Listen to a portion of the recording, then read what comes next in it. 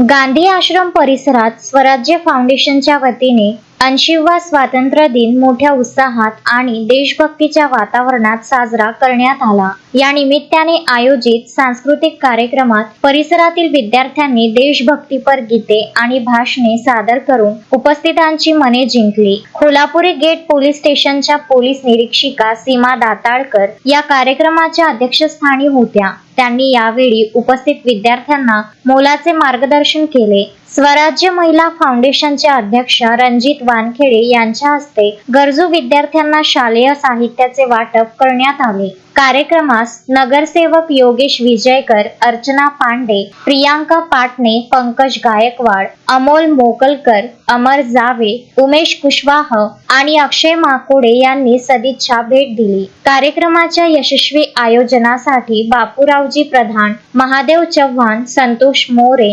नितेश पवार, नरेंद्र तायडे, आशिष गायकवाड, कैलास आंबोरे यांच्यासह स्वराज्य फाउंडेशनच्या सर्व कार्यकर्त्यांनी अथक परिश्रम घेतले।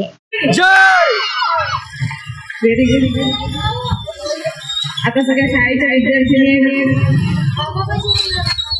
खूप मोठं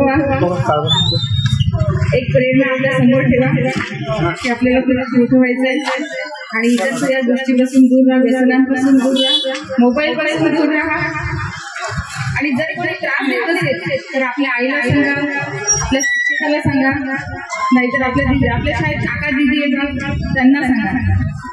आता आपण एखाद्या कार्यक्रमाला 10 मिनिटांमध्ये वेळ कमी आहे तर आपण इथे सगळ्या महिलांना करू। हा जो एरिया आहे आपला सगळे म्हणतात चांगला एरिया नाही, पण मला असं वाटतं गांधी आश्रमाचा एरिया चांगला आहे, बरोबर? आपल्या एरियाला याच एरियात चांगलं व्यक्तिमत्व तयार होते। हा बरोबर। तर आपल्या महिला प्रवाहात आल्या पाहिजे, आपल्या मुली प्रवाहात आल्या पाहिजे, त्यामध्ये चांगल्या शिकल्या पाहिजे। हा एक उद्देश आपण आता आजपासून ठेवायला पाहिजे। जर कोणी बिगची वस्तू असेल, खराब असेल, तुम्ही त्याची माहिती आम्हाला द्या, तुमचं नाव घेणार नाही। कोणी त्रास देत असेल, आता सगळे जे लोक आपल्याकडे असतात, पण आपल्या विकासामध्ये आपल्या मुलींच्या शिक्षणामध्ये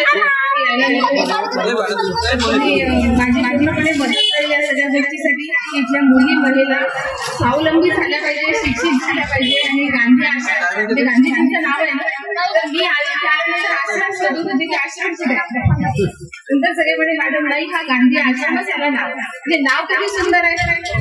तर त्या नावाप्रमाणे आपला आश्रम असला पाहिजे, तसं आपलं जीवन असलं पाहिजे, व्यसनांपासून आपण दूर असलं पाहिजे आणि चांगल्या प्रकारे अशा अपेक्षा व्यक्त करते। स्वातंत्र्य दिनाच्या परत तुम्हाला सर्वांना शुभेच्छा देते। जय हिंद, जय महाराष्ट्र। शोएब खान, विदर्भ न्यूज, अमरावती।